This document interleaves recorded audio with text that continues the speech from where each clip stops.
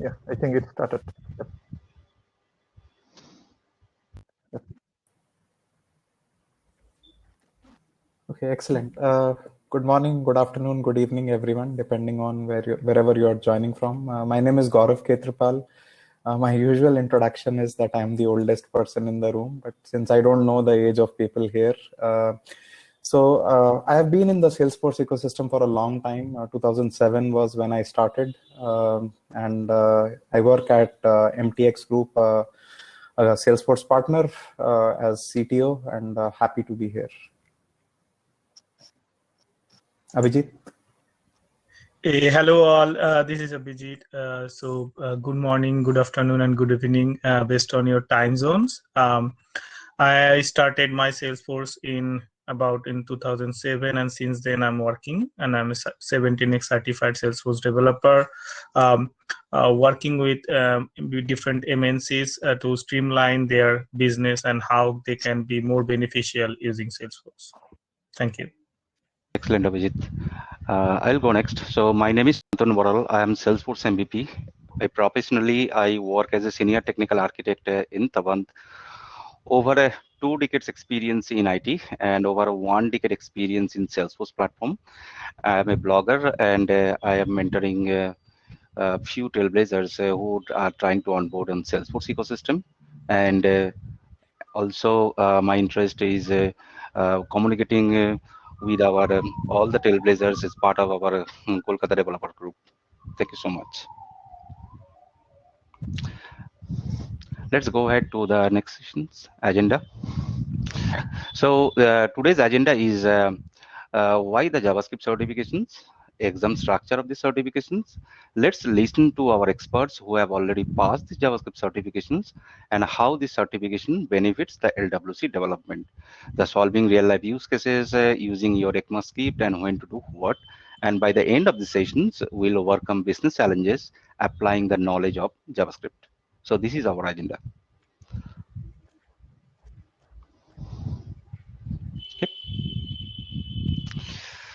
So, okay, an exciting announcement. This session is about 90 minutes, and stay towards the end because we will save our best for the last, or save our last for the best. Because we will actually have a fun quiz. I prepared some questions, and whoever wins that quiz, we do have a few certification vouchers to give away. So the best part is that if you stay attentive for the next hour or so, everything that I've prepared in terms of questions will be from the content that is covered in our slides or whatever those speakers are going to cover. So just watch out for that. The last 10 minutes or so, we will have a fun quiz. Go to the next slide.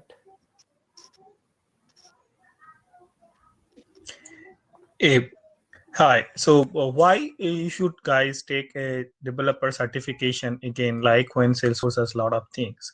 So if you see our technology is moving very fast to an open source thing, and Salesforce is also voicing about making things like open source.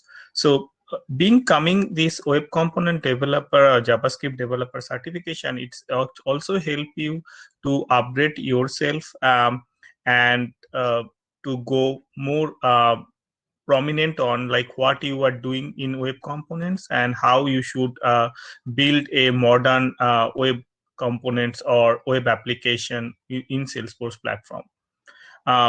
There is like no other Salesforce certifications in JavaScript. Like why they gave it? Because JavaScript is a like cross-platform. Like you can run anywhere and it will run on any device. Mostly like our web, mobile, or any other tablet device, and it is compatible with anything. So JavaScript is an essential skills nowadays.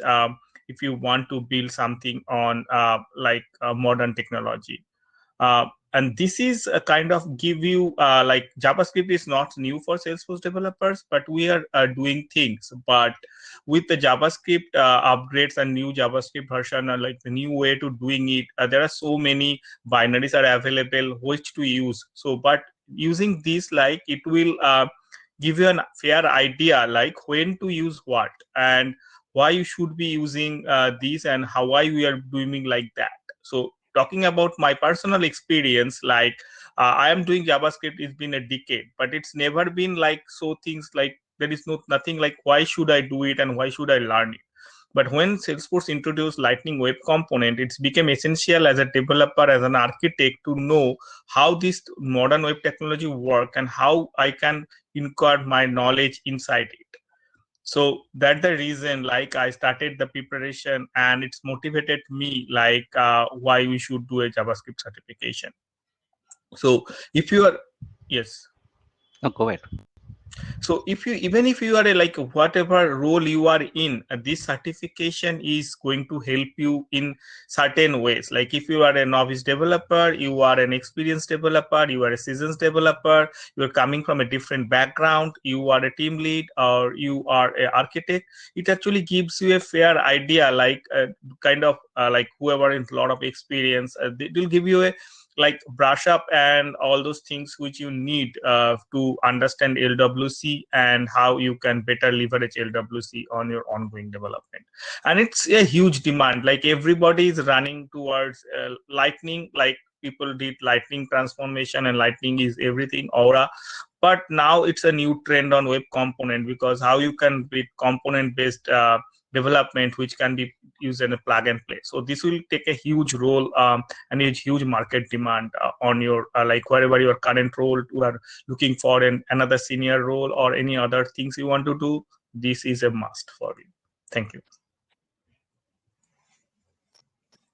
To add anything? Yeah, absolutely. So this certification is very unusual and very different as compared to some of the other certifications. So if you compare it with the other developer certifications, whether it's Platform Developer 1, Platform Developer 2, this is very, it does not really test your knowledge of Salesforce. So that's an advantage in the sense that you don't need to have a very strong Salesforce background to clear this certification. The flip side is that JavaScript as a language is not easy. I mean, I remember the first time I used JavaScript more than 20 years back, it only used to be used for validations. So whenever you needed to implement a validation in your HTML, you needed to use JavaScript. There was no concept of server-side JavaScript back then.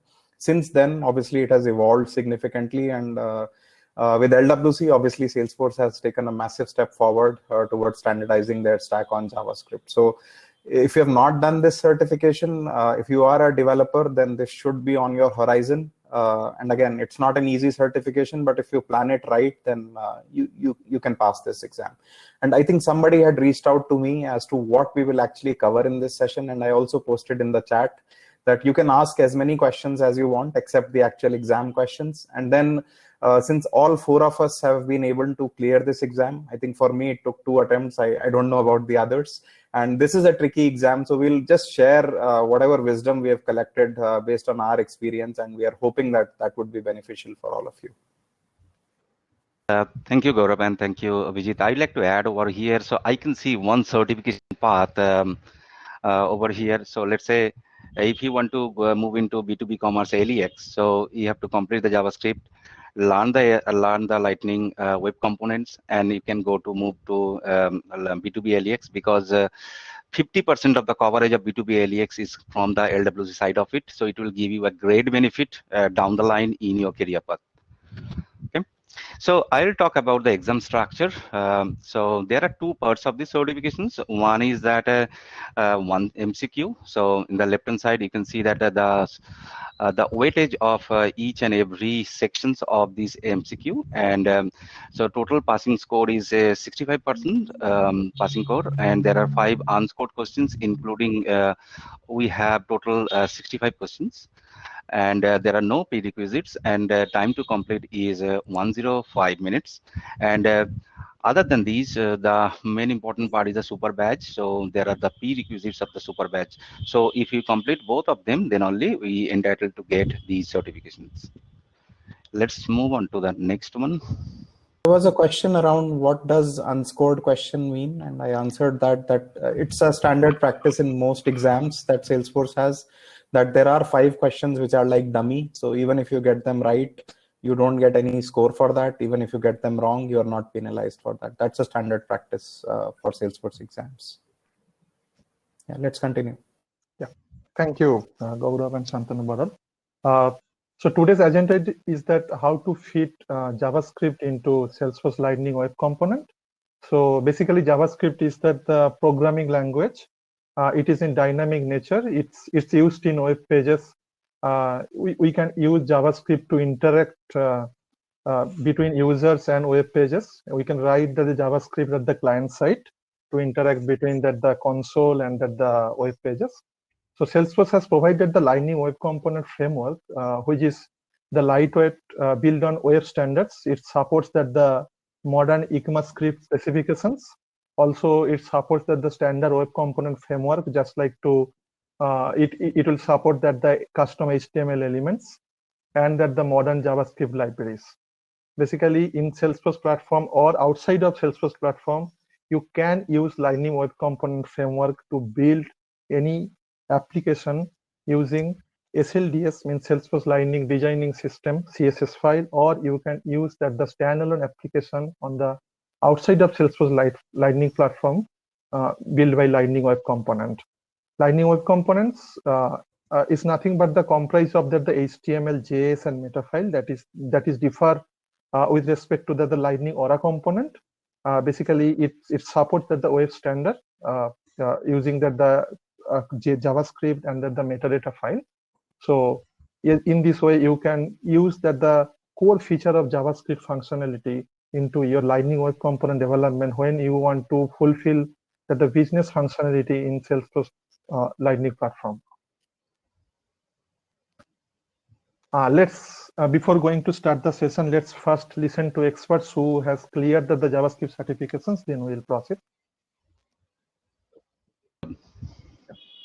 Okay, motivation to take this exam.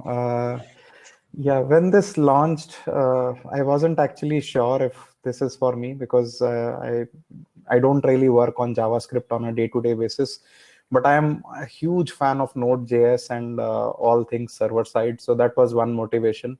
Time frame to prepare this exam, it took me, I think, roughly 6 weeks to get the super badge done, and then there were several references which I used. And I think we also have a slide which talks about it. There are beautiful video series. Shantanu Baral has a blog post, and I think we should share that link in the chat as well. So overall, it took me about 6 weeks across 2 attempts. Any challenges faced during preparation or during the exam? The challenge I faced was, since I'm not doing day-to-day JavaScript development, there is a lot of syntactical sugar that you need to be aware of. And if you're not hands-on, then it's very difficult to get those questions right. So, and I have a slide about this as well, that you basically need to have a console in your mind that when you see a snippet of code, you should be able to run it mentally and then realize the output. Useful tips to prepare. I think, yeah, as the more you practice, and again, there are slides coming on that. And then LWC, as I said, the stack is all about open source technologies. And again, that is the futuristic vision that Salesforce has, moving away from Visualforce and standardizing on LWC. So if you are a Salesforce developer, then JavaScript is going to be a crucial skill for you. Abhijit, do you want to talk about your opinion? Yeah. Yes, the motivation of exam is like I'm doing JavaScript from a long, but I am not like in the same thing. Like I'm like on doing architecture on those things, not in development. So when I first see, it's motivated me. It's a new type of exam, and first I go and gave it the exam, and I failed. Like I know because I'm going to fail, but I took a blunt chance. Like let's see what is in the exam. So I see like there are a lot of things I don't know, honestly, because I'm not doing JavaScript. And then I started learning. It took near about, I think, 3 to 4 weeks solid learning. Like when I say solid learning means I did at least 2 hours almost every day. I practiced a lot of new things, like a lot of ECMAScript, how things work, how array functions, all those things. Like as Gaurav said, like you need a console over the mind. So that's actually motivated me because it's a new type of exam, and I was thinking like what should I do next, and this gives me a next thing because this is going to be the next step for any Salesforce development. A challenge faced, as I stood, like I first gone to start registered for the exam, because getting a date was also very challenging. So I just fixed a date and I failed. And next time I passed, because next time I gave the exam first and then I started preparation. So it's like that. Useful tips. Yes, the tips will be like developer.mozilla will be your best friend over there, because it actually gives you like all the code snippet and what is the output and why it is working on that. So that is W3 School and developer and Mozilla will be your best friend to prepare. And how it helps them, the LWC, I think once you started learning, you will understand what was you doing things wrongly. Like there are many things I wrote in my life. I think it should be done in better way. Like after giving the certification, I know like what I did wrong and what it should be done. So there are a lot of aesthetic values if you do this exam. I'll go next, Shantanu. So motivation to take this exam. So I have been working on JavaScript very primitive days, VBSP days. At that moment, there are a lot of hurdles were there, and after that, I have worked with Aura, and finally during LWC also. So whenever any person comes to me that, hey, Shantanu, I want to work with the LWC, right? So I used to tell them first learn JavaScript and then you can go to LWC, because because JavaScript is the backbone. And with these certifications, I can get the end-to-end coverage of these entire certifications, which we cannot get during our hands-on experience in the project itself, right? So that's the motivations, that is the coverage, entire coverage of this certification, JavaScript certification, and how Salesforce thinks about the certification itself, right? So that's the motivation part. Time frame, I have taken 4 to 5 weeks time frame, 80 hours, almost 80 to 90 hours only for MCQ, and the rest of the part for our super badge. So that's the time frame I have given, and I have passed with the first time itself I passed. So thanks for that. And the passing, any challenges faced during the exam, the first thing is that the Salesforce, the coverage of the certifications and the knowledge, and it is just JavaScript, just a ocean, right? How to get all this relevant area is, picking the relevant area is very difficult for me. So that's the challenge I have faced. And at that moment, not much bloggers used to post the blog on JavaScript, right? So I know the JavaScript certifications on live on 1st of July, I passed on 17th of August, I know. So that's the challenge was there. And useful tips to prepare. So right now there are a lot of good tutorials, either your blogs, your Salesforce trail mixes, YouTube videos. People are actually exploring these JavaScript certifications, as well as they are posting their knowledge through some beautiful materials. So we can go through that, how it helps in LWC development. So right now I work as a technical architect, and I find myself as an on-demand coder, not a daily coder. So my blog writing after passing this exam is entirely changed. Even if some cases I have seen that the blogs I write in a for each loop, I used to use the arrow function, I used to use the array.map functions. Okay, I mean, the right approach of doing in the right time and the right way, that's the way I have seen that in my life it has changed the LWC development. So, okay, that's it for me. Thank you. As I said, there is only one way to do things, and that is to actually practice. On the right, you will see some examples where in any other language you would probably get different results, but they say that JavaScript is a very funny language, and there are very good reasons for that. And if you have heard of the banana joke in JavaScript, then you know what I'm talking about. So the only way to get more exposure, and again, somebody posted links like JSBin, JS Console. Those are all great tools. And again, there is a trail mix, and Shashi has posted a very good link around ES6 as well, which is very handy. So my recommendation, and again, that's the reason I failed, was I did not do enough practice. If I looked at a code snippet, when you see the questions, you will probably be able to eliminate like 2 options out of the 4, but the remaining 2 is when it gets a little bit tricky. And if there is a 50-50 chance that you can get it right, but if you practice, then it makes it easier. If you go to the next slide, and JavaScript can be complex. And when I say that it can be complex, it's an understatement. Trust me, this is a valid piece of valid function in JavaScript. Can anyone guess the output of this? I'll give you 30 seconds. In any other language, if you write things like that, I mean, God bless you, but in JavaScript, this actually produces meaningful code. I will leave you with this, but again, the point of emphasizing this is that you need to practice. Otherwise, there will be a lot of questions which will ask you for what is the output for this snippet, what will be the error, and you will actually be lost on those questions. Let's move on to the next slide. So from here, we'll talk about various sections of the JavaScript certifications and how that can be fit into our LWC development. We'll start from variable types and collections, and it has 22% coverages from the entire certifications out of 60 questions. So let's start with variable declarations. I know that most of the people are familiar with the var, late, and const, but in this table, we can think about little bit in a different way where the var and const and late can be used. So if you go to this left hand side, there's the var is declarations of var, late, const, and when there is no such declarations, right? So for var, the scope is function level. For late, the scope is the block level.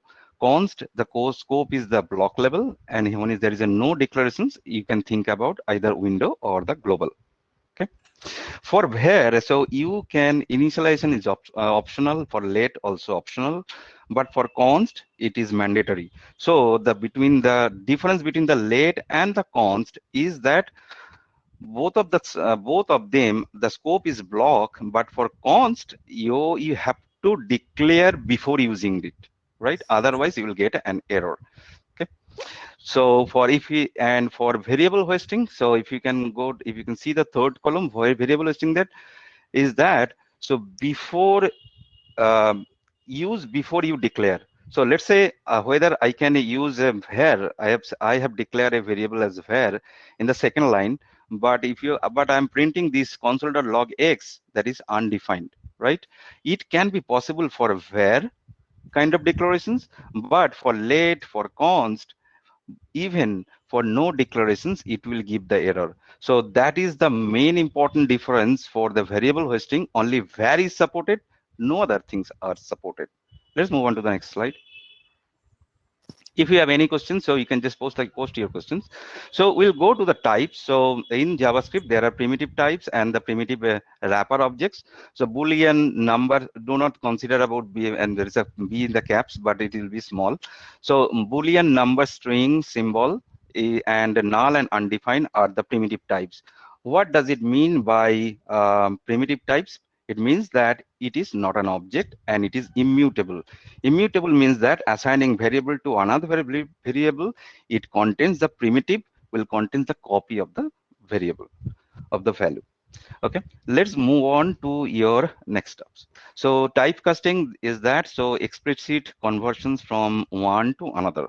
Let's say integer to string, string to integer, string to float, like that way, the string, we can do the typecasting.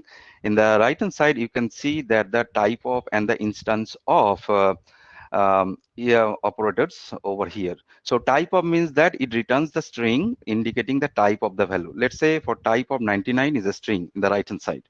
Okay, and let's say const, you are declaring a number, is a number as an object. Okay, and that is the primitive wrapper object, and q is the instance of number, it is es. Okay, type coercion is that implicit conversations of values. So day before yesterday, we are actually posting few interesting questions about that, how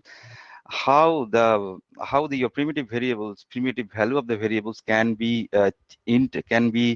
changed during your runtime, right? So you can think about that bat plus null is a bat null, and the last things you can see that with this code, 35 is a string, -5, but it is actually converting to your number. Okay. Equality operator, there are two types of operators. One is the double equals, one is the triple equals, right? So I know whenever we worked with the Aura, we used to have most of the people are familiar with that. The difference between these two is that for strict comparison, we'll use triple equals. It compares the types and the values of the primitive. Okay, but for your object comparisons, it compares with the identity. Okay, identity of the object. Last things we can talk about that false statement. So there are two statements over here. Whenever you check with the if conditions, truth is always truth, but false is a false. So let's say false, 0, NaN, undefined, null, empty string, all are falsy. So basically in the right hand side, if you can see over here, let's say if within bracket 0, that is the numeric 0, this block will never execute. This block will never execute. Okay, so that is called false. So if it is a false, then this block will never execute. This is a sample example over here, and you will get around 4 to 5 questions in the exam. Let's move on to the next one. Use string. So we are very familiar with the string. I am not going into deep details of this string. So yeah, either you can, in the JavaScript, either you can use single quotes or the double quotes, and template literals are allowed within the backtick. So here is the example of our city is city. So here city can be replaceable, and also so whenever you have a dynamic value from the database and you want to print the value right on your screen or your log, you can use the template variables like this way. There are string methods. These are the there are many methods in the string that can be possible, and that is also already documented MDN also. But we have talked about over here index of substring, include stream, and slice. Just for the sake of certifications, you can just go through that also. But there could be other string methods, but it is a day-to-day basis. We used to use that. Let's say index of substring and the slice. So we'll talk about more on array point of view, but string is actually everybody is, I think most of the cases people are accustomed, and you know that whenever you are stuck in this any kind of APIs or the methods, we used to just go through the training and the documentations, and we refer that. So let's play with the array. So what is array? So array stores multiple values in a single variable. Okay, so in the left hand side you can see that the let fruits is apple, banana, orange. It is single dimensional array, right? We can also create an array with the new statement, with the new array as a single over here as the apple, banana, and orange. And there's a third example in the left hand side. You can see the multi-dimensional array can be declared like this way. In the right hand side, the following way we can create the array taking each other's character. So array from, let's say for array from within apple, so it will create a array with each of these characters, and it will create an array with the 5 elements into the array. Okay, so array of, it will create here 5 is the value of 0th index. Okay, that's the way it will create. Okay, so array 3, so you can see the third line, let array 2 equal to array 3, array 2 equal to array 3. It will create a kind of a buffer. You can think about a buffer with size 3, but the value will be undefined. Okay, and array is array, its fruits is equal to true. So these are the examples. You can see this kind of examples. Salesforce has also played with these kind of examples. Whenever you see they play with I think tree view, the data table, Salesforce has a good good coding on that particular documentations. You can refer that also. Salesforce has used that, and I have post that into my blog also. Looping through the array, there are different ways we can loop through the array. So left hand side for in means that index wise we can loop through an array, and for off this element wise. So if we can quickly memorize this thing, in is for index, off is an element. That's the way we can memorize this thing. And there is a traditional for loop and the for each that we know. Okay, how we can traverse to the array and the array elements. Okay, let's go through the next slide. So arrays with the real life use cases. So here we'll talk about 3 use cases where we will be creating and returning a new array without changing the original content of an array. That is most important part. So array.map. So in array.map, we can look through the array elements and we can create a new array like this way. For example, first of all, refer to the right hand side example. Okay, so let's say I have an array with a 1, 4, 9, and 16. We can pass a function to a map. This map will actually multiplies each element of this array, into 2. So basically the array output will be 1 into 2 means 2, 8, 18, and 32. The console log map A is giving this array output, but it will not change the original array, which is there an ARR equal to 1, 4, 9, 16. It will not change. So I have used these kind of examples in my blog, and also whenever, let's say, if you are getting the data from your database, let's say, if you are Apex class, in the where method you are calling a Apex method and the class, right? And it is returning the JSON kind of structure, and you can look through the structure and you can create these array elements based on your use case. So this is one example of the array.map and array.filter. So we have taken this array.filter means that how to filter out the elements from an array, right? So this is the you can see that in the right hand side I have described about that. Array.filter we can use, let's say I have an array structure and my data table is showing, let's say, 5 records. Now user wants to try, let's say, third record from the data table row, right? How we can delete the records from the database as well as refresh the data in the data table. That way you can think about that. And this is where you can use array.filter. Like this way you can pass the record ID. From the record ID you can remove the element from the array and refresh the value in the data table. That's the one way we can use in the LWC.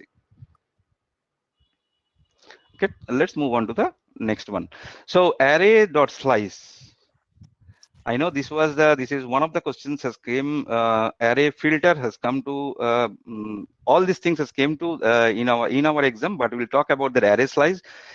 Basically, how we can take the structure out of it from the array. So basically, array.slice can be paginations. Let's say I want to create a paginations kind of data table paginations. That can be possible, right? Whether I go page by page, and each page will also, let's say, 10 records in a page, and I have to traverse through one page to another page. So at that moment, let's say if you have a data set, entire data set from your database in your array, so we just changing, you can use the array.slice from and that way you can slice the array and traverse from one page to other page. So that's one example. We used to use array.slice in many cases, either Aura or LWC.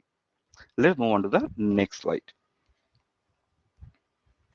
So array methods where it changes the original array. So in the last slide, it does not change. Map, your filter or the slice does not change. But here, the original array will change if you use these things, let's say sorting of an array, splicing of an array, reducing an array, and the push. So push, I know that many of us have used the push method, and it actually changes the original array elements.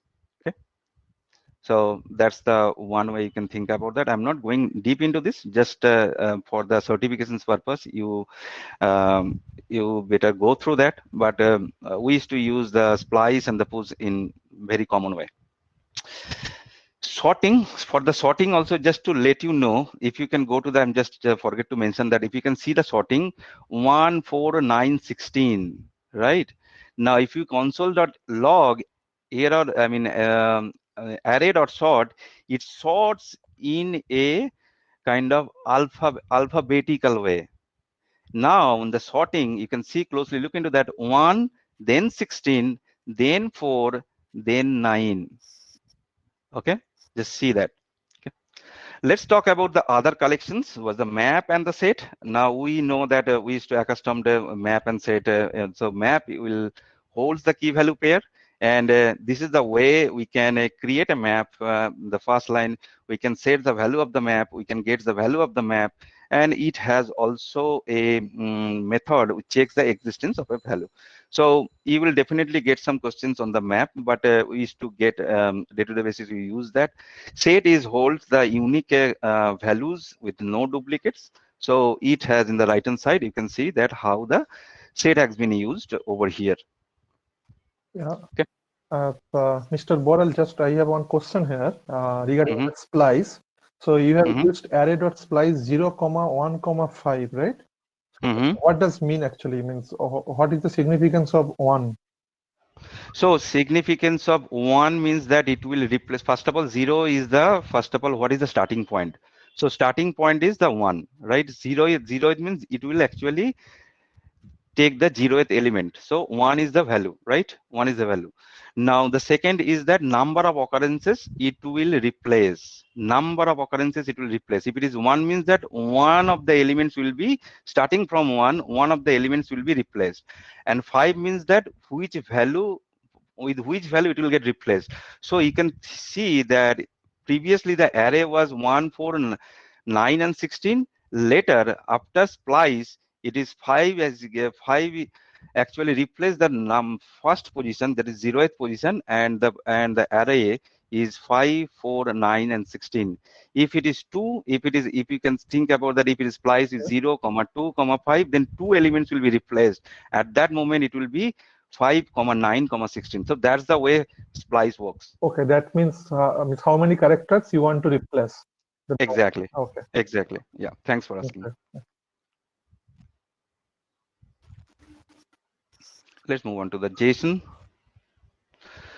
So JSON, we are very familiar, whoever actually worked with either JavaScript or Aura or LWC. So JSON.parse is that parsing a JSON string and converts the JavaScript value or an object. That's the way we can parse. JSON.parse is used. And JSON.stringify converts the JavaScript object or value to a JSON string. So how we use this thing? So think about that. Most of the cases in our structure right now, that we wish to integrate Salesforce with external systems, right? And it's a common mechanism that our external system either call a web service to our Salesforce, let's say custom web service, right? They can call our custom web service, they can pass a JSON string, and from our custom web service, you can pass the JSON and we can work on the JSONs. You can think about like this way, that sending a collections from exchanging the request and response for the web service integrations, that can be possible. Or if you want to send a collections from Apex class to JS controller, we have to transform the string to a JSON, the stringify, and send to the Apex class. So these are the two examples you can think about whenever you work with JSONs. Shantanu, can you put some light on like how we can combine JSON.parse and JSON.stringify to clone an object? Just I think that's a very important thing. You can talk about that. I think that would be nice.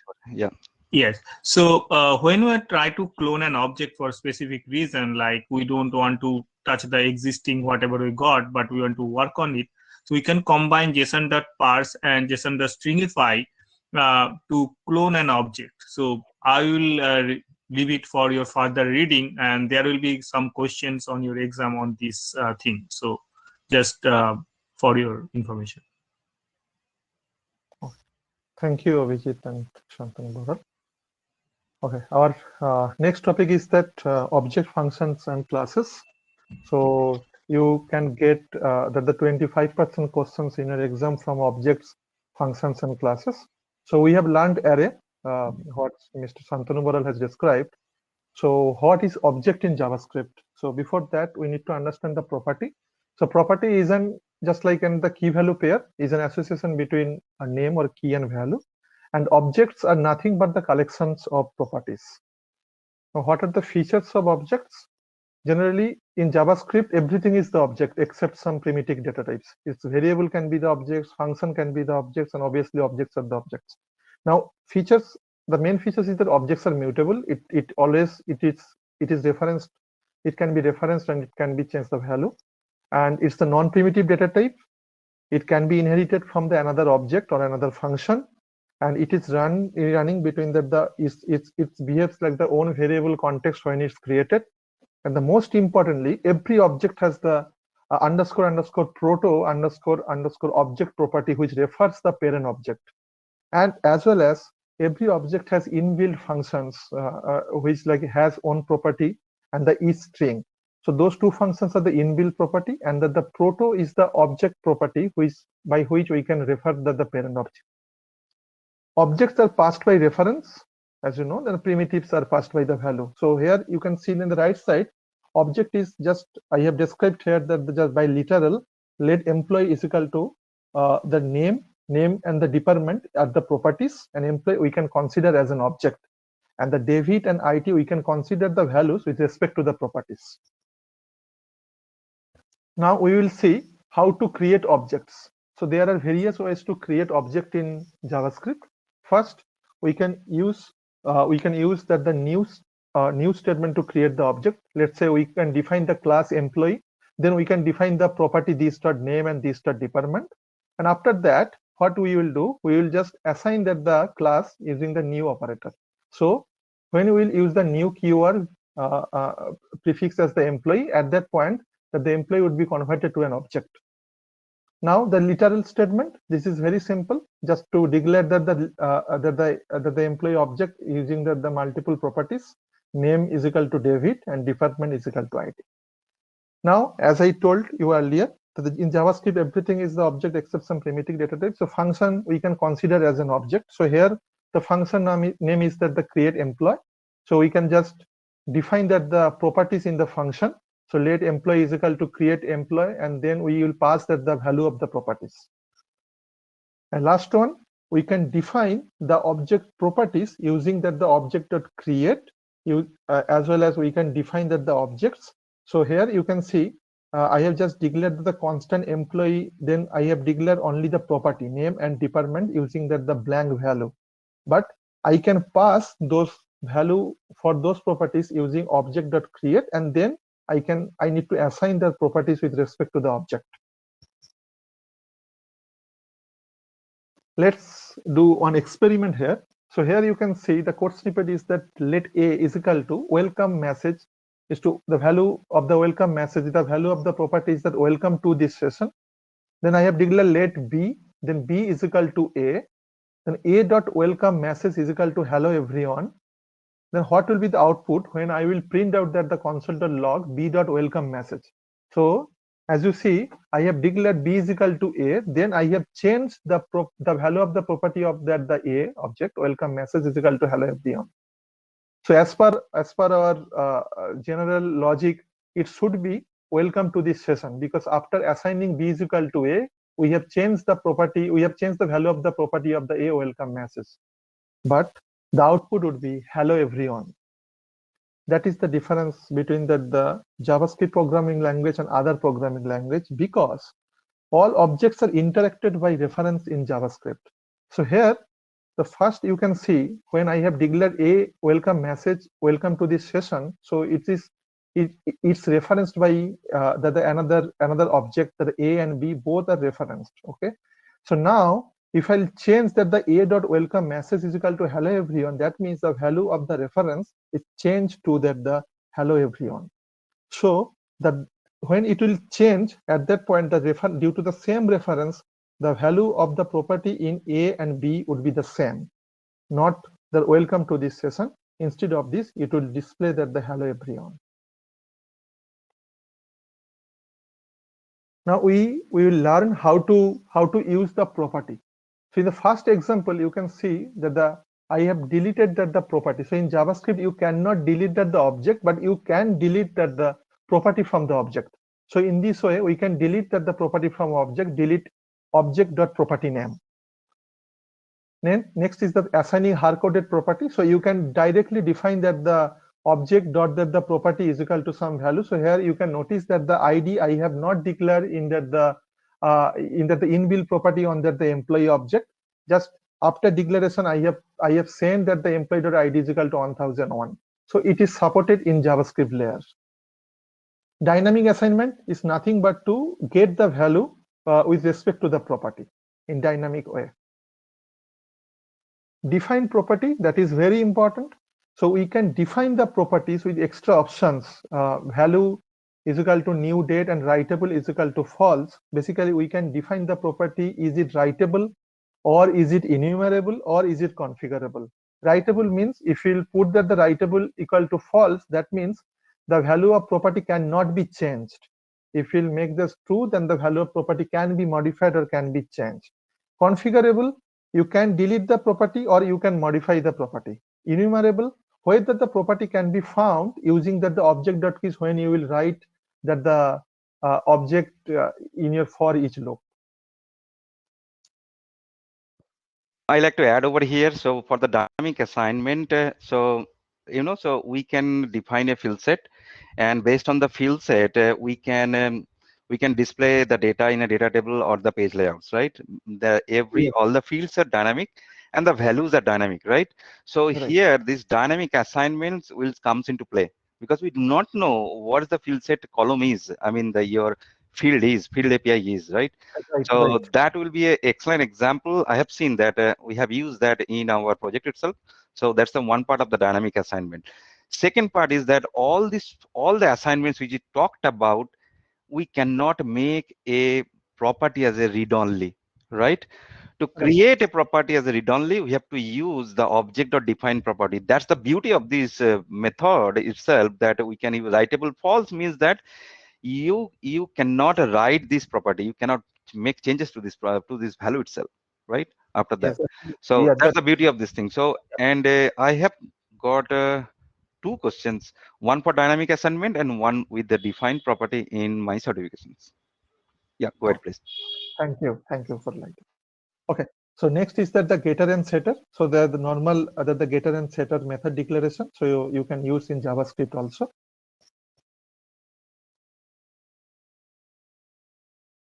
Now is that as I told you that how to define the object using literal. So let's example that the lead employee name is equal to David, department is equal to IT. So that is combination of the properties. So how to get those keys and values? So JavaScript has two inbuilt functions. One is that the object.keys, another one is that object.values. So you can use that syntax you can use in your Lightning Web Component. So you will get to know what are the values with respect to the property in the inner object.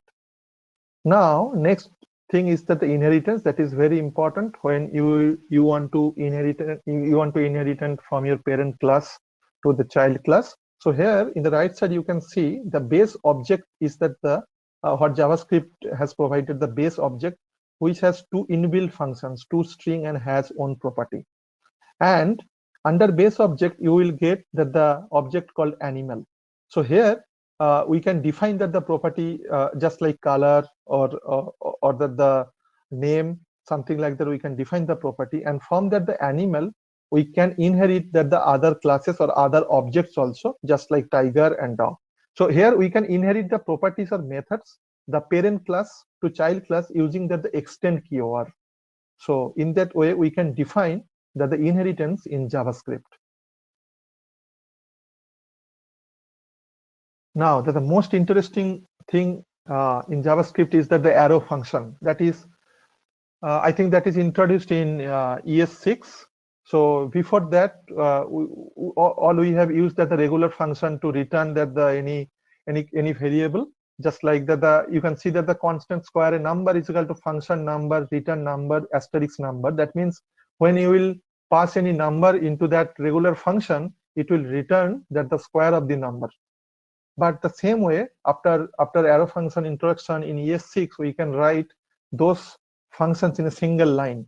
Here you can see that in the parenthesis we can pass the parameter, and by arrow function, by arrow syntax, we can return that the result of that what is the desired output.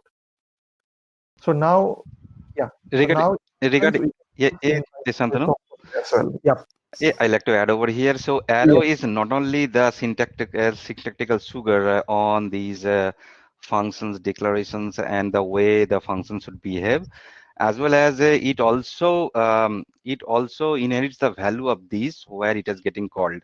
So in these examples, so Salesforce and introduce Lightning messaging service, right? You know that the previously Right. was PubSub was there, and right now they have introduced, right? So they are with these, we can interact with the LWC component to LWC, Aurora, or Visualforce, or any other components, right? Either in a single page or the multiple pages. That's the beauty of this thing. Now, if we, let's say I have created a component and created a subscriber, right? And when let's say subscriber is listening, I have a create, and let's say I have two components over here. Left hand side is a publisher and right hand side is subscriber. So in the right hand side component, the subscriber, right? And whenever I subscribing for any events, it will listen to the events, right?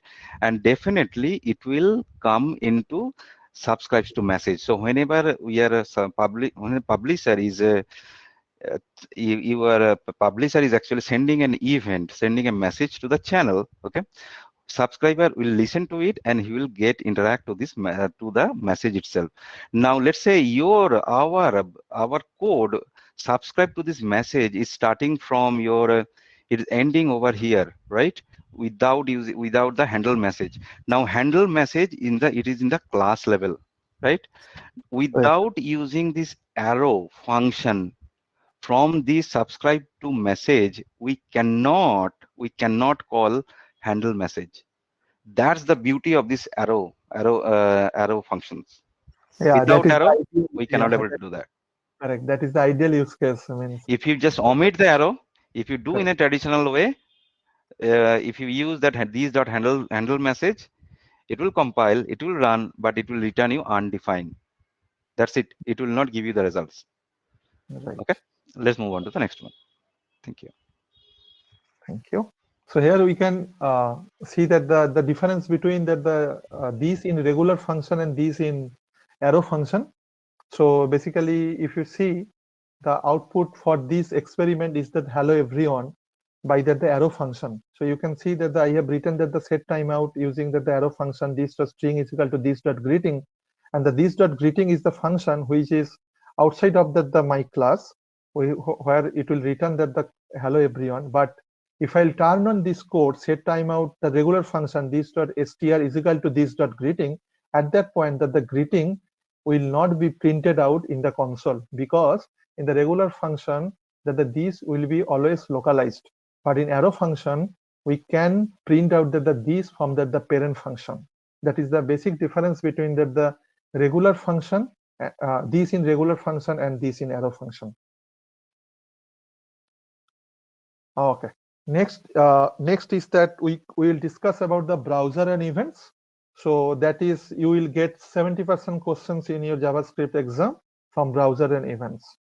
So basically, event means whenever user will initiate any action by clicking or by JavaScript layer or by clicking on that in your browser button. So those are the events. So basically, event will be two types. One is the window events. Another one is the HTML events. I will not go one by one. So you can refer those events for Windows. That's window.history.back or window.scroll to. And everyone we know, as you know, that the on change, on click, on load, those are the HTML events we have used in other programming language as well. Now the most important thing is that the event propagation. So event propagation is nothing but that how to travel events through your DOM tree, means through your document object model. So here you can see that the three phases we can comprise when we will say about the event propagation. One is capture, then target, then bubble. So capture is nothing but to the event propagate from window to the target element. So here you can see the base object is the window, then the document you can refer as the HTML. Then in the document we have two tags, that let's say body and div, and the main current target is that the button where user actually will initiate the action. So when user will initiate the action or when user will press the button, at that point the capture event will be triggered first if we'll turn on the capture feature in event propagation. So target event is generated from this element in the DOM tree. Bubble is nothing but to event propagation from bottom to up, means from your current target to your window element. That is the bubble phase. And bubble phase is the default behavior in the event propagation. So in the same way, when you will calling any lightning component, let's say you are calling that the child lightning wave component from your parent LWC or parent lightning wave component, in the similar way, you can define that the capture phase and the bubble phase. So in the first, here you can see that the component 1 is the parent component, and the child component is the component 2 and 3, and component 4 is the child component of component 3. So if you will define how will you satisfy your business logic, according to this you can define that the event propagation by capture or by bubbling phase. That's your view how you can replace your event propagation in your lightning wave component. Now experiment 1, just I have drawn the 3 blocks. One is the deep 1, deep 2 and deep 3, and then in the deep 3 the click button is there. So when I will click, that the console will print out that the deep 1, deep 2 and deep 3 using the capture. So here if you see the code, I can hear that the let capture is equal to true, and I have defined that the add event listener clicked, and I have passed that the true parameter. So when I will pass as the true parameter on the add event listener, and when you will click on the current target, it will show that the output from that the root from that the window level. So the first element is the deep 1, next block is the deep 2, and third one is the deep 3, and then button. And you can see that the arrow function from the top to button. Now experiment 2, the bubble phase. As I told earlier, the bubble phase is the default behavior in your event propagation. So here you can see I have not changed anything in the code except declaring the let capture is equal to false. So when you will pass that the false parameter in your add event listener, at that point it will be treated as the bubble phase. So when you will press the click button, so it will display that the button, then it will display that the deep 3, then deep 2 and deep 1. Next, we can stop the propagation at the event level using event.stop propagation at deep 2. So here I have stopped that the event.stop propagation at deep 2. That's why it displays that the button deep 3 and deep 2, not deep 1. You can define that the custom events here. So using that these the dispatch events, new custom event using the parameters. So, Santanu, I like to add over here. So, based on my previous experience, so we are creating in our product, we are creating a kind of related list component. Okay, and you can think about there are 3 components in their hierarchy. One is that grandparent component, is the parent component, and the child component. The requirement is that so from the child component, we'll fire an event, we'll raise an event that will be directly captured to the grandparent component, skipping the parent component. Okay, so at that moment we have used the bubbles equal to true and the composed equal to true, and along with that we have used these stop propagation, so that until and unless we use the event of stop propagation, it will also go up to the DOM hierarchy, right? So that's Right. the way we have used that, and I know that's one of the requirements for us in the LWC project. Right. Basically, event.stop propagation is used to halt that the event propagation at that level itself. Yeah. Yes. Okay. Thank you. Yeah. Now we can move to asynchronous programming.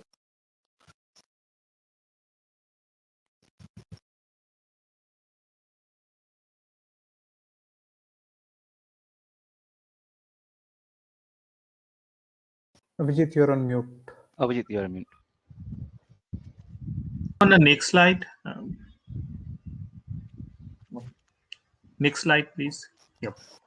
Asynchronous programming is kind of like doing things in a separate way.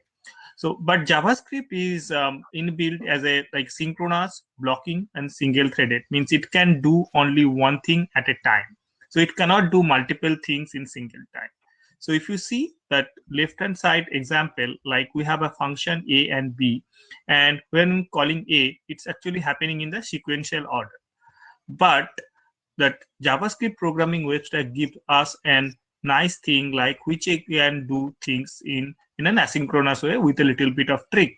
Means without waiting for the function to be completed, and we'll be doing our next work. So with the help of promise and async and await, we can handle this thing.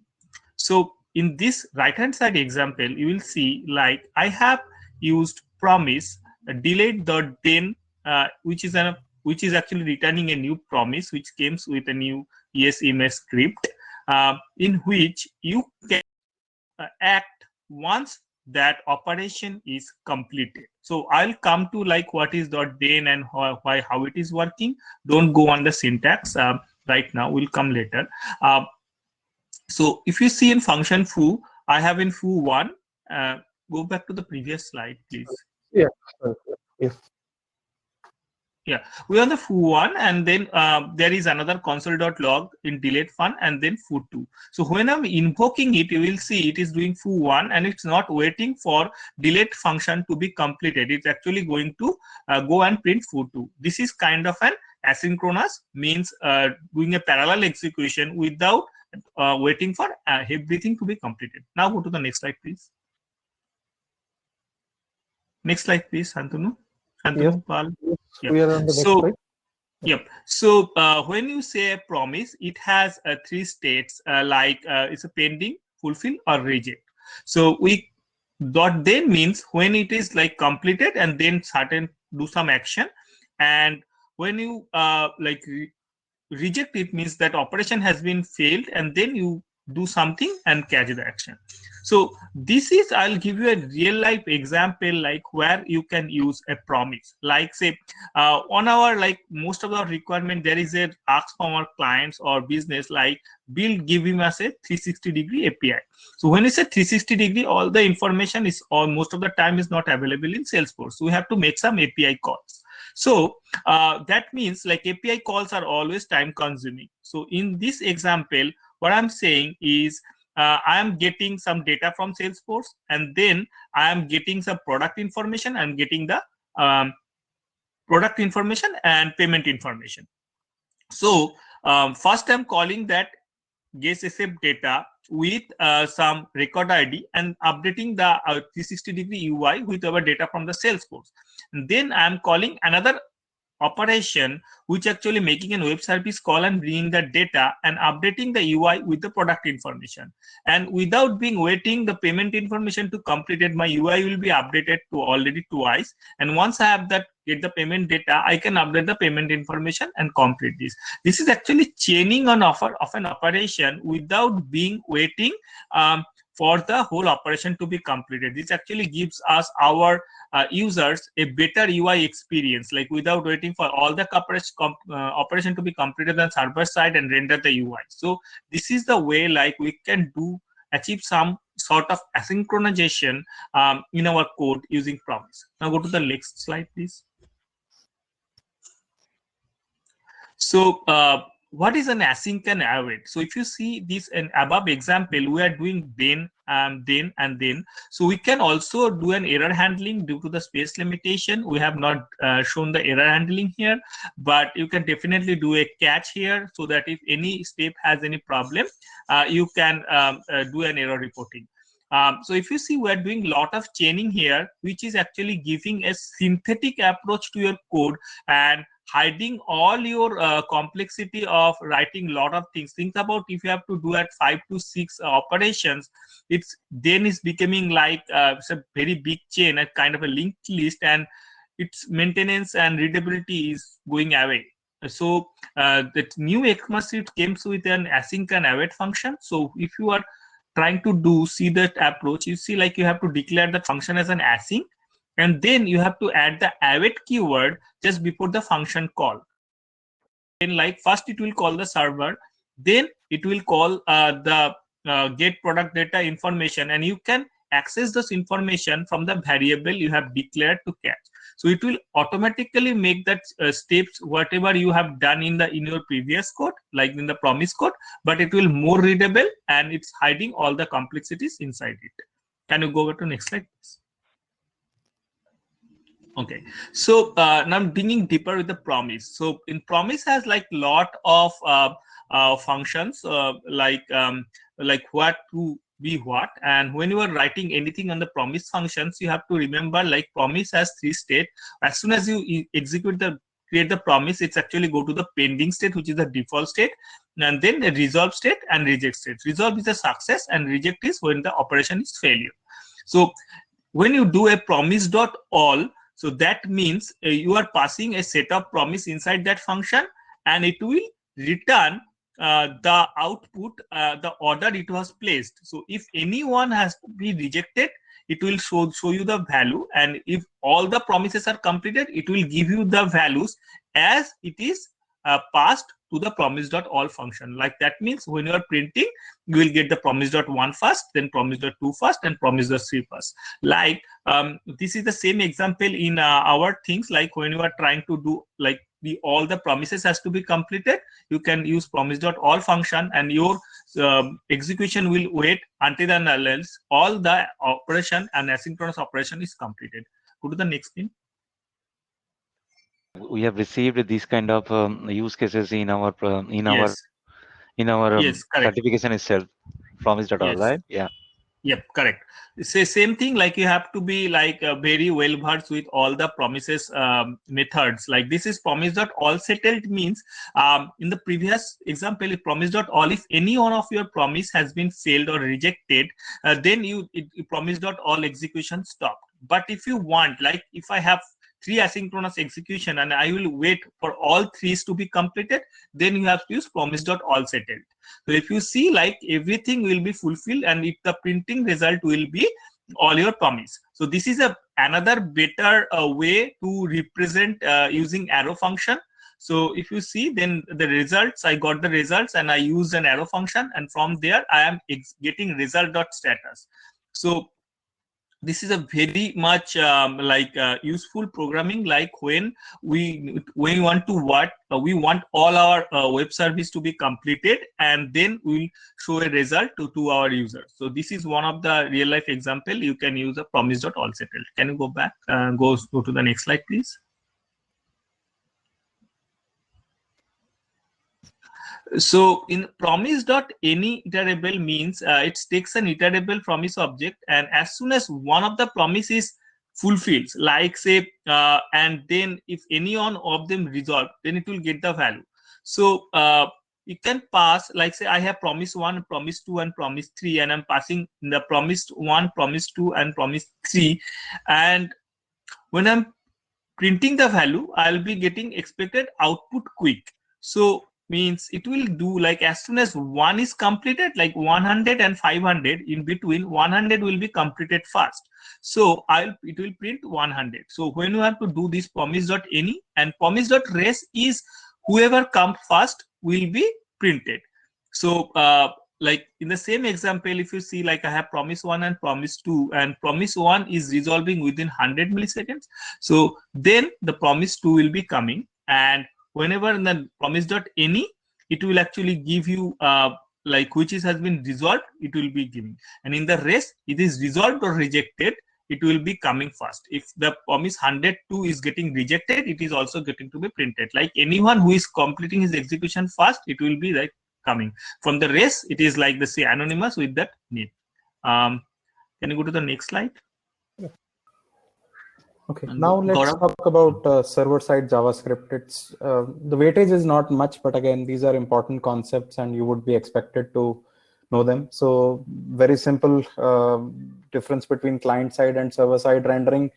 Rather than doing everything on the client side, you actually pass on the bulk of the payload to the server side.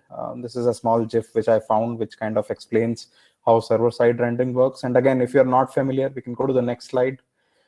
2 comparison images which talk about how client side versus server side are different. So typical, you raise a request to the browser, the browser fires the request to the backend. The backend API responds with the data, and then the client renders it. A typical client side rendering scenario. Let's move to the next one, which is the server side scenario. In this case, you actually use, the server does not just return the API data, but it actually returns ready to render HTML files. If you are familiar with templating frameworks like Django or any other frameworks. It's heavily used in a number of development languages. So there is obviously certain scenarios where client-side rendering is better and certain scenarios where server-side rendering is better. Typical cases that you'll come across is pagination, sort, and again, that depends on a number of factors, including what kind of data you have, how much data you have, and again, a number of application-specific use cases. You can go to the next slide. Node.js and Salesforce, there is a little bit of history behind this, even before LWC came into play. And again, for those of you who have been around for a long time, you might have been familiar with a framework called Enforce. This was by an old Salesforce MVP, Kevin O'Hara, who wrote this framework, I think 5 to 6 years back. And I used it in a number of projects. And then there is a more modern framework called JSForce, which again is a server-side implementation for JavaScript. So if you have requirements which require you to use Node.js within Salesforce, you can obviously look at these open source libraries as well. Again, these are not official Salesforce supported frameworks. These are community contributions and hosted on GitHub. The good part is that if you find any issues, you can actually raise an issue on their repositories, and they are pretty quick to acknowledge and fix them. Let's go to the next slide. The good thing is there will be only questions around Node.js and potentially Express in the exam. But when we talk about Node.js or mean stack in general, or in fact server-side JavaScript in general, there are a lot of other frameworks that you can consider as well. There is Loopback, there are multiple other frameworks. But essentially, the exam will focus on Node and Express. Express is when you want to create endpoints or you want to expose some web services in your Node application. The typical flow is that the user makes a request. And again, I think somebody talked about the single-threaded JavaScript event loop. Typically, in a mean stack application, you would have MongoDB as the NoSQL database. You would use a Mongo driver to connect to that. And again, that's the usual flow. The request comes in, goes to the express.js route, which routes it to the Mongo driver, which then fetches the data from the MongoDB database, returns it back, and then you can respond back to the end user. Let's go to the next slide.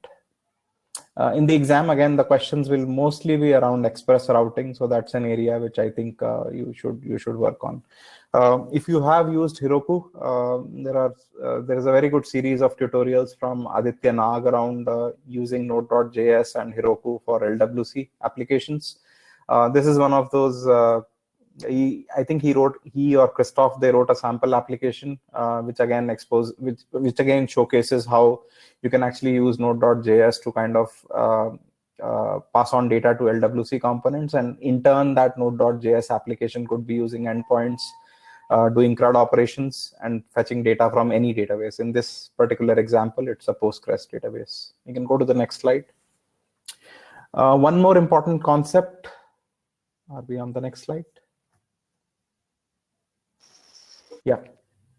So one more important concept, again, is around the HTTP methods. And this is not specific to Node.js. It is actually equally important in client-side and server-side programming, is that there will be some questions around your HTTP method. So there might be a question asking you to pick a use case, based on a use case, asking you to pick a certain method. So for example, whether it's a put or post, a post or patch. So you need to know your HTTP methods. You need to know that there are methods which basically do not do any action on the server. So for example, get, you don't really pass a body, you pass the query parameters. And then there are methods with body, which is basically for any kind of data write or data update operations. And again, there are other methods which are not used very frequently. I don't think there will be questions around trace, options, or delete, but again, that's good to know. And I will share the link from Aditya's video shortly in the chat. Let's go to the next slide. Some key concepts that you might need to know. There will be some questions around the Node package manager, package.json, which is how you basically specify the dependencies for a Node application. Also around third-party Node modules. So again, you could potentially be using any database, but the questions might specifically be restricted to MongoDB, if I recall correctly. And then you should focus on learning some Node core modules. So that's file system, and then some of the other modules. There will be questions around that. And then again, before I forget, very important concept of dependency management. So require.js is how you pull in the dependencies for your Node application, and module.exports is how you kind of export your own module for other modules to use. Again, key concepts, I'm not really getting into the specifics because we are already a little bit behind schedule, but 8%, I've already told you what are the concepts that the exam will focus on. So do take time to study these, and this is probably the easy 8% that you can tick off in your exam. Let's go to the next slide. I think the last part that you will get some questions around Node is around packaging. So there are multiple ways in which you can package your Node application. The most popular is NPM, which is the Node Package Manager. There is also Yarn, which is again coming up. There are certain use cases based on which you should use NPM or Yarn. And I do remember there was one question which asked me to pick one of these options. So again, there is a cheat sheet, and I'll share the link for this in the chat as well. But definitely study this as well. This will definitely be a question in the exam around this. Not exactly the same question, but somewhere around this use case driven question. Let's go to the next slide. Thank you, Gaurav, for clarifying that the server side JavaScript. Okay, next is that the debugging and error handling. That is, you can get 7% questions from your question. So debugging is that every time we need to debug the code for searching errors and what is the desired output, what we are expecting from our code base. That's why we need the debugging. So first is that the debugger. Everyone, we can use the debugger. It stops the execution for JavaScript and call the debugging function. Console.log we can use almost every time we are using the console.log whenever we are executing any JS code or any Lightning Web component to see that the output of any variables. So console.table, that function is very interesting. So if you instead of console.log, if you use the console.table, when you will print that the JSON.stringify. So when, let's say, you are testing that how many contact records are coming from your Lightning platform database. So in that way, you can if you write that the console.table, it will display that the results in table format. Console.warn, just to display the warning message, you can write console.warn and console.error in the try catch block. Console.asset, just like it is needed to test what is the expected output from your declared variable and what is the desired result. And it's required at the time of assertion to check the stability of DOM element. So what is the current value at the particular DOM element? You can test by console.asset statement. Shantanu, there are 3 questions on console.asset statement itself. Yeah. Yeah. That is very interesting. And at last, what I like most is that the console.time and console.timeend. So console.time actually, console.time will help you how many milliseconds to execute or to perform the code when you will load any page or when it will take any actions on the page in your Lightning Web component or in your JavaScript. So let's say the experiment 1, if you see I have written that the console.log is equal to welcome to JavaScript debugging, and then define that the console.time as timer. So I have started that the console.time. I have started the timer. So in backend, until I have declared console.timeend, the JavaScript will calculate the milliseconds to execute the entire code in between console.time and console.timeend. So you can see the entire code has been executed is a timer. Here the 1 millisecond, 1 ms, and here I have declared that the console.table agenda. So in the agenda I have declared as the property name is equal to Salesforce developer group, city is equal to Kolkata, and country is equal to India. You can see when I will pass that the agenda into console.table, it will display the results in the table format. So you can able to easily understand what is the output of your respective variable. the same, the console.time we can use in your Lightning Web Component to check when you will load any Lightning Web Component in your page, how many, what is the millisecond or what is the time to execute the code or the output. So here just I have given that the code snippet from the pagination data table. So here I can use that the console.time as the timer, means I have declared the timer after wire adapter, and just everything I have written everything for the pagination here, and after all the performance of the coding, then I have written that the console.time end as the timer. So in Salesforce, let's say that the web component I have declared at the web component I have written using Lightning data table. Basically, that component will show the records by paginating way. So here you can see that the pagination in the Lightning data table, and you can see that the timer in the console.log statement, that means 0.237 millisecond is required to load this page. However, means in this way you can know what is the time to execute the code and what are the things you need to improve in your code base. The same thing I can put here when you are trying to save the record from your Lightning data table. So here, whenever I am trying to save the record from the Lightning data table, it's taking the time as 0.5 millisecond. Now, we need to know how to handling the errors. So codes don't go always well, okay? So you have to apply the try catch statement, as you know, and you need to know what is the importance of the finally statement and the source statement. So finally statement means finally statement always executes after try catch block execution. Throw is always helps to create or send the custom error message. But in JavaScript layer, try without catch and without finally is possible in JavaScript. So in experiment 1, you can see I have written 2 try catch block. One is that console.log inner try. So here you can see I have declared that the parent try catch, and in the parent try catch I have declared that the child try catch block, where I have written console.log inner try, and in the catch block I have written that the inner catch, and in the finally statement I have written that the inner finally. And the parent try catch block as well, I have put that the console.log outer catch, as well as in the finally block I have put that the outer finally. So what will be the output? The output will be inner try, inner finally, and the outer finally. You will notice that no console.log statements coming from the catch block, because we have not thrown any custom error from the try block. Okay, that's why all the try blocks and finally blocks console.log has been printed out. Now in the experiment 2, I have put the same code. What I have changed, I have just written that the throw error. Remaining part is the same. So at that point, what will be the output?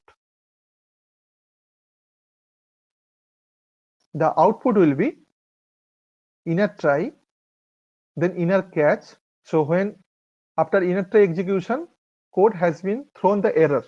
Okay, code is throwing the error. So when code is throwing the error, the catch block catches the error in the block and is printed that the inner catch.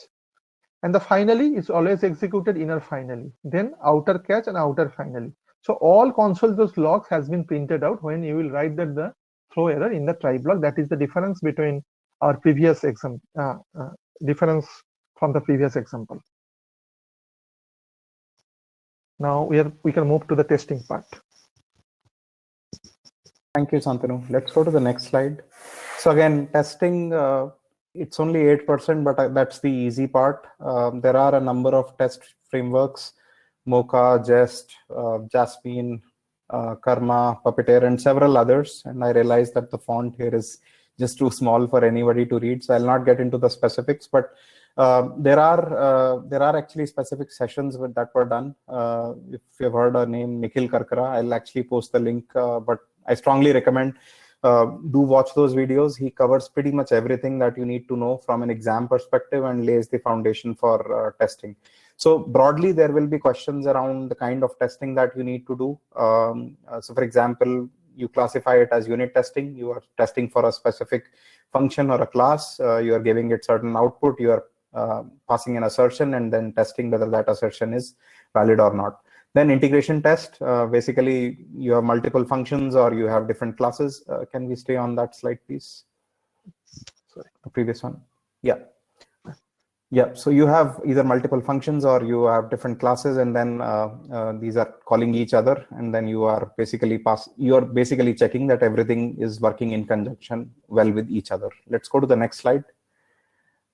And then the next one is the end-to-end test, where you are basically testing the whole application. And again, you can use typical UI tools like Selenium to do this, where you are actually testing everything from a UI perspective, where you're basically doing the end-to-end user flow. So you go to a certain URL, you log in, you perform certain operations, and then you are expected to see certain output. So those are the kind of tests. And again, there, as I said, there will be some questions, and I will make sure to paste those video links. I have some experience with Mocha, but not with the other frameworks. And again, I watched Nikhil's videos, and those are very helpful. So I'm hoping that would be helpful for you as well. Let's go to the next slide. Okay, so here we can use the various tools to execute the JavaScript code. One is Visual Studio Code, the Run JS app, JS Fiddle, or you can use jsconsole.com to execute the JavaScript code.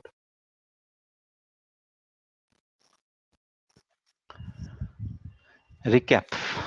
Finally, we are done with all the sections of our JavaScript and how we can implement those things into our day-to-day basis. So we have learned the following topics today: exam topics in JavaScript certifications, sample use cases related to JavaScript, and how JavaScript knowledge can be leveraged in LWC development.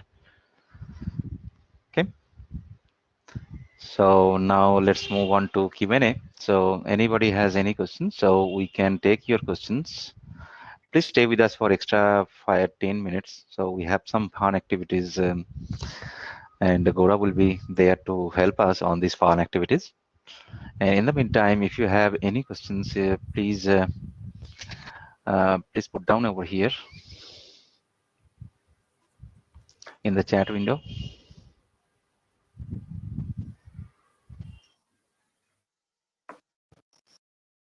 And also, it has been requested that after these sessions, you will get a mail, the survey mail from Salesforce. So please put your feedback so that we can improve ourselves, coming with the more these kind of sessions, knowledge sharing sessions in near future, and it will help us on the content, based on the content, audience, as well as speakers, different topics. We can definitely come across all those things based on your suggestions. One question coming for explaining the arrow function on the messaging service, and there is one in event propagation. So explaining the arrow functions in the messaging service, that see previously that if you can see the PubSub library, right? So same kind of handle subscribe method is there, right? And Salesforce has a limitations without using the arrow functions. So handle subscribe method, the subscribe to message method is there, right?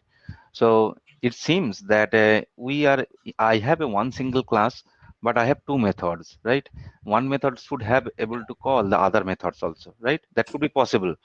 But think about the scope of this method, that is a subscribe to message. The scope of this method in the method itself, you cannot able to call the other method in the same class until and unless we use the this operator. So here the based on these arrow functions, we are getting the context of this. So it will help us to call a method which is defined outside of your handle to subscribe method. Okay, so that's the way we have seen this use case, and I have also implemented the same thing in my blog, in my last blog. If you can check that, so you'll get to know that how it has been used, and I have already explained this in my blog itself along with this session. Okay. So you can definitely post these questions in our Kolkata Salesforce developer group, because we are running out of time. Let's have some fun activities, and along with that we can get few more questions which we have prepared. So let's go to the next slide, and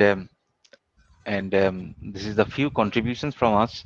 So you can reach out to our community leaders, Gaurav, Obadi Chakraborty, Santanu Pal, and myself, and with LinkedIn and Twitter, as well as you can go through some our blogs, and definitely those blogs will definitely help you in certain areas on Salesforce ecosystems. So I would suggest you to go through these blogs as your leisure time, or whenever it is needed. So those will definitely help you a lot. Hopefully so. Let's move on to the next one. For the study, so this is the way you can study. So Salesforce has a trail mix, a dedicated trail mix over here. We have taken a picture from that. So prepare your Salesforce JavaScript Developer 1 credentials, and you can refer my cheat sheet. So 6-page cheat sheet, and there is a blog post by me regarding the JavaScript certifications, and I have in this blog post I have referred what are the materials I have used in my certifications. I have referred Obijit's blog. I have referred Nikhil's blog also, Nikhil's video also. So this is the dedicated path that you can go through this Nikhil's video or YouTube videos. So that's some of the references. You can definitely go through that. It might help you.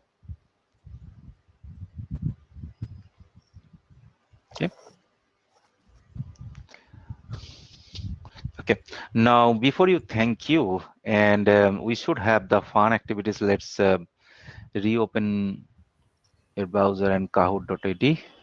Yeah, and if you could make me the presenter so I can, Santanu, if you can stop sharing. Right.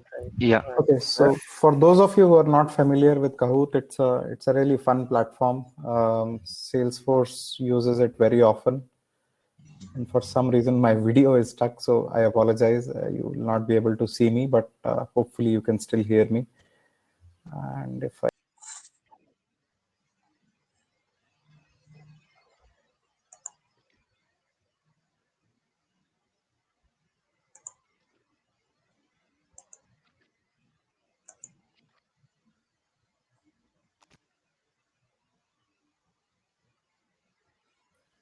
Present. Yes, give me one moment. I will share the pin with you in a moment.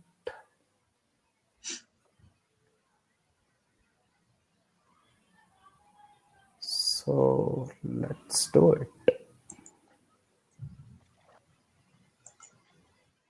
You should see the game pin on your screen, and just pick a name for yourself and pick a name with which we can identify you. And then we'll get started. Yes, we are able to see. Yeah. Okay, the pin is 7402485, and we have about 125 odd folks, I think. So I'll wait till I think it should allow up to 100 people. Okay, just make sure you have a ID which we can identify you with, because it's a certification voucher that you'll get. So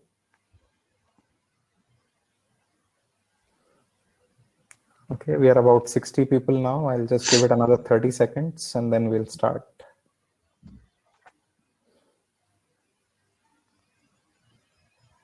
SK123, how will we issue you a voucher with that name? I am not really sure, but we'll see. Okay, moving up to 80 people. Okay, last 15 seconds and then I'll start.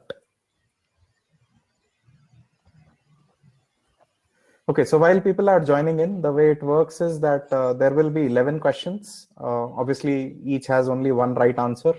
You need to answer the question right, and you need to answer it fast. And whoever answers it right and answers it fast gets the maximum points. And then you will see a leaderboard after every question.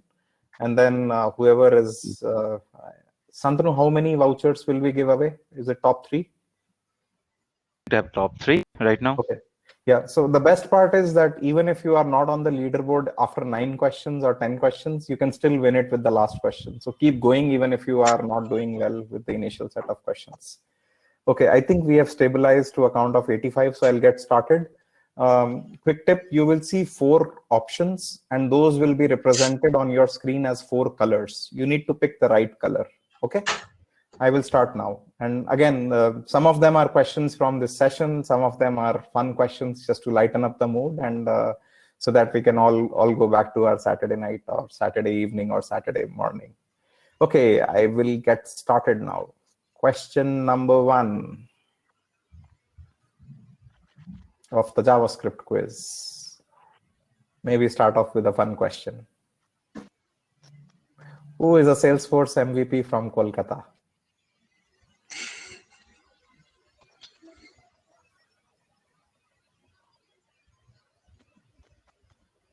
I'm hoping that nobody gets this wrong, but we'll see.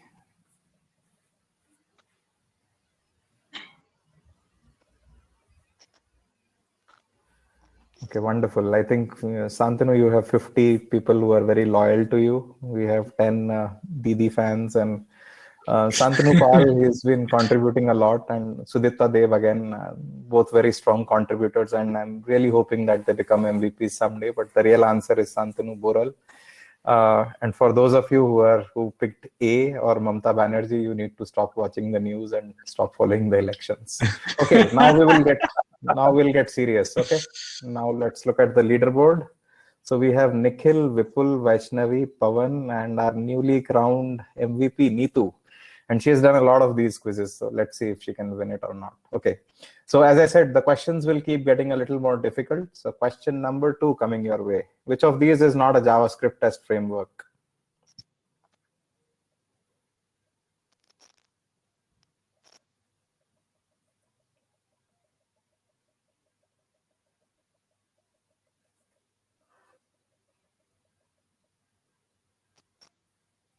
And I covered this on my slide. Okay, most of you got it right. Jasmine, Mocha, Karma are JavaScript testing frameworks. Julia is actually a programming language, and it's a programming language which is very popular for scientific programming as well, but it's not a testing framework. Let's look at our leaderboard. So some changes: Nikhil, Shanu, Vaishnavi, Abhishek, Sushant, Patil, and Neetu. Okay, and the arrow shows that these people are climbing up. And as I said, this will change with every question, so keep going. Question number 3. Node.js is used on...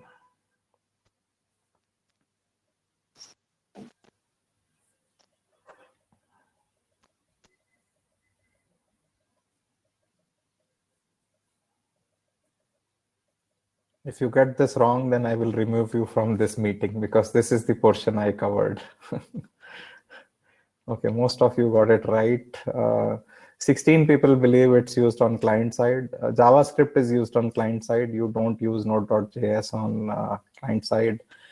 You cannot actually use it on either side, and it's obviously neither side is not really an answer at all. So let's look at the leaderboard. Okay, my good friend Shashi is on the leaderboard as well now, and Nikhil is still on top. And I'm hoping that that is not Nikhil Karkara because he's the JavaScript expert. Let's see. Question number 4. Let's go. Which of these is not a valid scope in JS?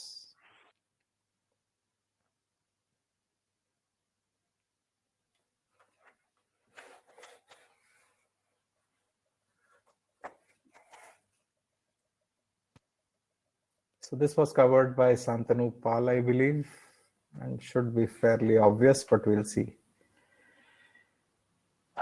Okay, program is not a valid scope. Function, block, and window are valid scopes. Let's look at the leaderboard. Wonderful. Neetu is on top. Abhishek, Vaishnavi. I think I know this is Govind. And then Guzia is number 5. And again, as I said, you can see that it has changed. And then 8 players have reached an answer streak of 3. So keep going. Question number 5. Which of these is not a primitive JS data type? Oh, I think I got one option wrong here, but we'll see. My bad. We should probably remove this question, but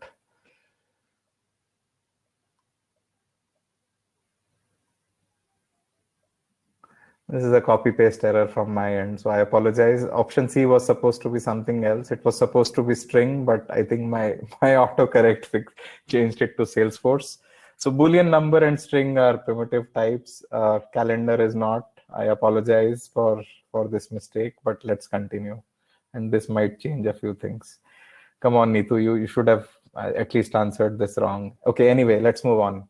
And I apologize again. Which array operation in JavaScript? There is nothing wrong with this question. So this should be easy. I think this was explained in a lot of detail.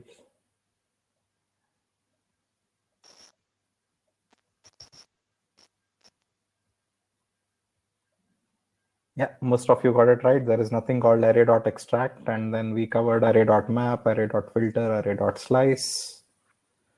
Okay, some more changes, some more people. Biswaroop is climbing up. Question number 7.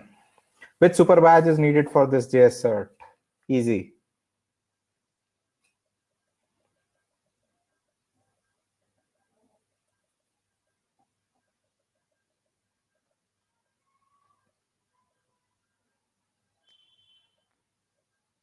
There were a lot of questions in the chat around this, so this should be obvious. Yeah, LWC specialist. There is no super patch called JS specialist. That was a distractor that I put in, and I'm glad that nobody answered Aura specialist or Apex specialist. Okay, Srini moves up. 3 players hit an answer streak of 3. Question number 8. Which of these is not a valid JS event? This was again covered in a sufficient detail.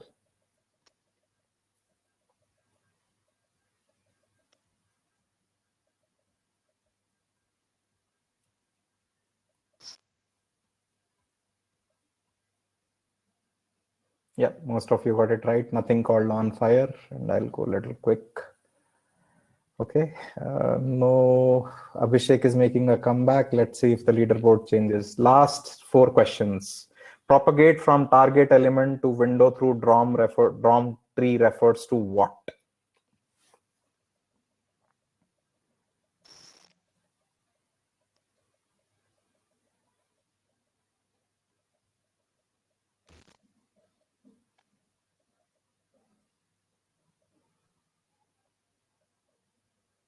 Yep, most of you got it right. I believe Avijit or Santanu covered this concept. That's the bubbling concept that we call. Let's look at the leaderboard. Okay, we have 2 new people on the leaderboard. Last 3 questions. JavaScript by default is not. Trick question.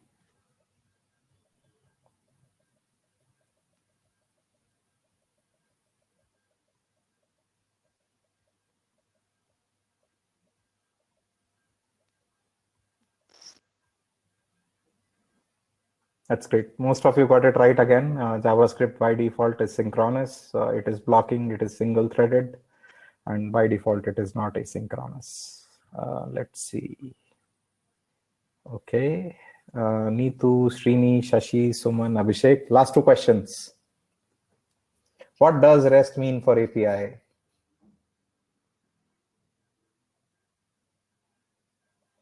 lot of people actually don't know this. So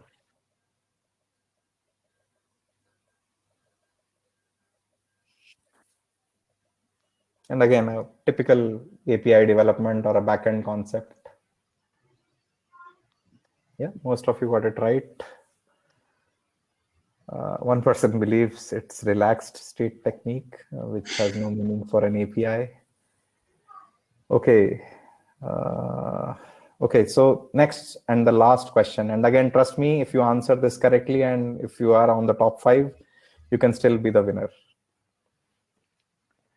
How do you avoid such callback hell in JavaScript?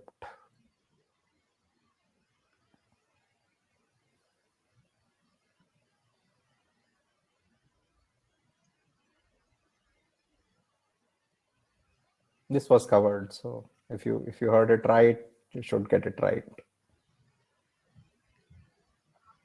Yeah, you use async await. You should not delete the calls. You should not delete outer calls, inner calls, and the easiest way is to comment the whole code, but I don't think your manager will like that. Okay, so we are done with the questions, and now let's look at our leaderboard. Number 3, Shashi, well done. Number 2, Srini. And number 1, Neetu. And if we can, then actually let's look at, so the runner-up were Abhishek, and I could not catch the other name, but I think Neetu is a Salesforce MVP, so she may not need a voucher, so maybe we can give it to the 4th position, but we'll figure that out. With that, I think thank you for participating in the quiz. That's pretty much it from my end. Shantanu, back to you. That is so exciting, these sessions, and thank you so much everyone for joining with us. Thank you so much for speakers. They have dedicated almost 2 hours time in these sessions, and behind the screens we have put a lot of efforts to make these this long running sessions successful. And thank you everyone, and congratulations to all our winners of this quiz. And we'll definitely give away the vouchers. So let us identify. So Gaurav, do you know all the persons who are, I know Neetu very well. Please let us know who are the rest of the persons so that we can email them with the voucher code. Yeah, you can just, maybe the winners can just send out a note to Shantanu and we will recognize them. And if you are the winners and you are not joined in Kolkata Developer Group, there is conditional the voucher will be get rejected. Jokes apart, but we encourage you to join our group also, and try to share your knowledge. Any other closing notes from Shantanu Pal? Oh, that's a very good session, and very happy to hear. And we have covered almost every aspects of the JavaScript certifications. Abhijit? Mute. I think Abhijit, you are in mute. Everybody for joining and giving us your time. Like I learn every time when I do something like this. It's keep my memory fresh. Thanks.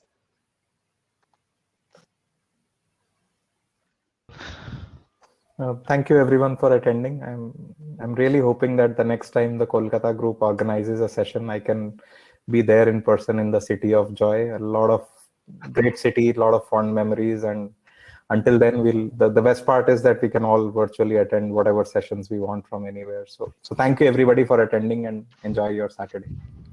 Thank you. Thank you, everyone. Thank you. Bye-bye. Bye.